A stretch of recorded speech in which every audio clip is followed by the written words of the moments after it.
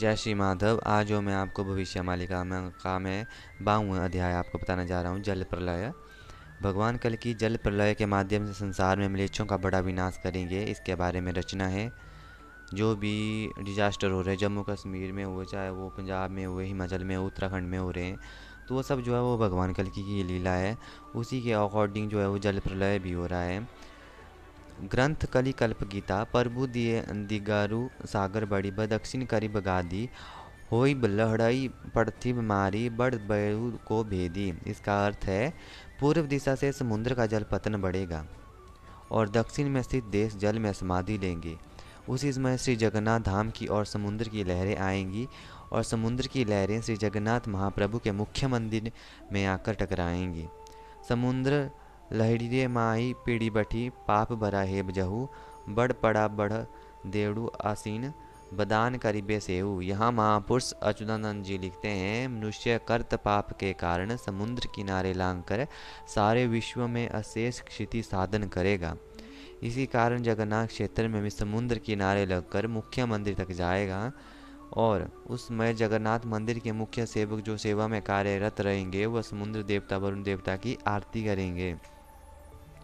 इसके बारे में फिर महापुरुष अच्युतानंद जी ने लिखा है, प्रभु अज्ञात कुंत के ही मेठी नाही जलधि के मेठिव बेल के बाहुड़ी जीव जल निधि हरि राम अछुलिब।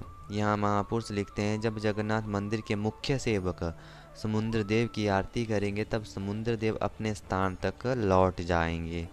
22 पहाच मीन खेलुथिब सियासन रे बरुणा मक्का मदीना रे घोर युद्ध हेब मरिबे विधर्मी गण। इसका अर्थ है कि जिस समय जगन्नाथ मंदिर की 52वीं सीढ़ियों तक समुद्र वरुण देवता आएंगे, उसी समय पवित्र मक्का मदीना क्षेत्र में घोर समर होगा। फिर महापुरुष लिखते हैं कि आऊ बारेक असिब जल निधि देवड़ू को धक्का देव प्रभु कोप हेबे चक्र को धारबे म्लेच्छ संगार करिबे। इसका अर्थ है कि समुद्र 3 बार किनारे लांग कर विश्व में मुख्य जल प्रलय करेगा। उससे पहले कई बार समुद्र किनारे लांग कर तटवर्ती देशों का भी नाश करेगा। फिर महापुरुष ने बताया, परु बरु लूड़ा माड़ी आसुथिब 22 पहाचे मीन रतन सिंहासने वरुण देवता नथिबे चका नयन। इस दोहे का अर्थ है, पूर्व दिशा से समुद्र आकर जगन्नाथ मंदिर को जल प्रलावित करेगा और मंदिर की 22वीं सीढ़ी पर मछलियां खेलेंगी। उसी समय जगन्नाथ भगवान कल की रूप में सारे विश्व में संहार लीला करेंगे और जल के देवता वरुण देव रतन सिंहासन पर बैठेंगे। ग्रंथ शिवकल्प महापुरुष अच्युतानंद दास अद्भुत सागर हेब बलियार छुड़ब पर्वत सीख भक्त लीला हेब अनगर्ल ऋतु पक्षे मन रख। इस दोहे का अर्थ है कि अकस्मात समुद्र में सुनामी आकर बड़े बड़े पहाड़ियों को जल प्लावित करेगी।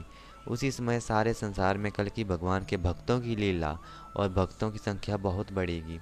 कलिंगे भूई बिरजा मंडल उत्पात हेब भारी उत्पात कथा करने पड़ी ले अंग जीव मूर्छा पड़ी। इस दोहे का अर्थ है कि जल प्रलय के कारण इतना विनाश होगा जो आज तक दुनिया में कभी किसी मनुष्य ने नहीं देखा है। इतना अधिक विनाश होगा जिसे अगर कोई आंखों से देखेगा तो चेतनाहीन हो जाएगा।